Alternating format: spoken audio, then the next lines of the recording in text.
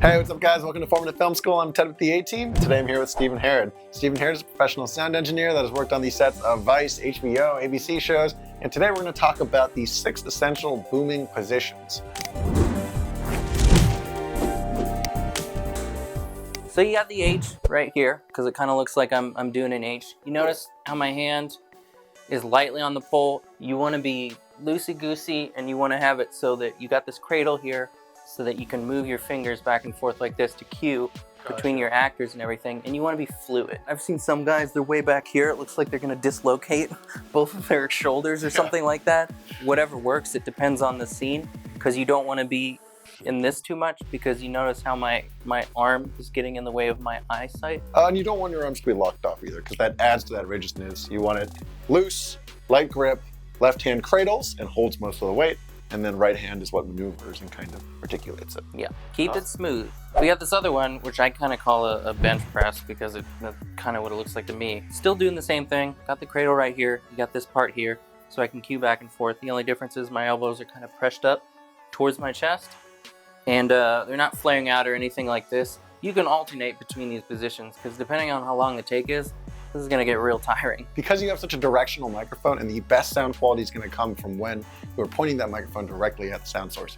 You should be keeping eyes and ears on where that sound is coming from and following that sound. So cueing basically just means articulating back and forth between those two. We got number 3, which is called scooping. So basically for this, you're going under, or they call it underslinging, I believe also.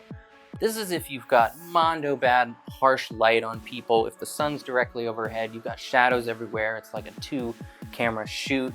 They're looking upward anyways, and you really can't get a boom overhead of somebody. This is when you want to utilize this particular booming style. I was on a show where we were shooting in a baseball field, and they had the lights on, the whole stadium lights on. Super directional, hard lights coming from the sky.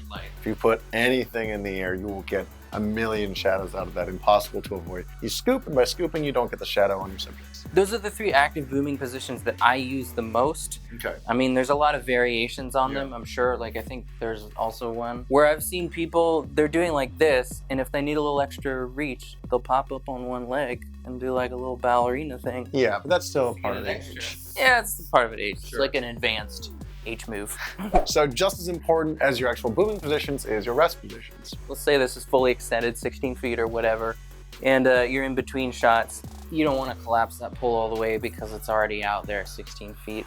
So you can just do this. Rest it on your shoulders more than your neck, because then you're just putting a lot of pressure on your neck, and you don't want that. So if you are fully extended, the other one that you can do is just swing it up and keep it vertical, and you're just gonna place it here, almost like you're a Royal British Guard, and you're just gonna put it, right on your shoe there. It's just a little bit safer there, whereas the ground, it's dirty, it's gross. Yeah. And a lot of times the microphones, they're gonna have, the boom poles rather, are going to have either cables right at the bottom here, or they're gonna have them on the side.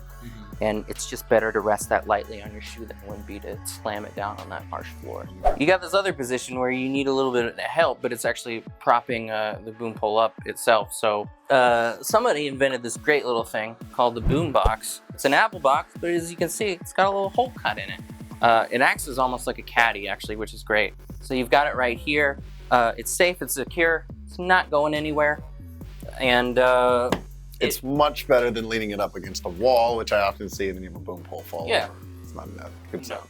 Cool, so there's your episode of Formative Film School. I'm Ted with the A-Team, and this is Stephen Herod. Make sure to leave us a comment below with your favorite sound accessory. Now, we're not talking about mics, we're not talking about mixers, we're talking about something small like the boombox, or maybe some accessory that you use with lav microphones. Anything that has helped out your sound game in the efforts of sharing knowledge with the rest of the community.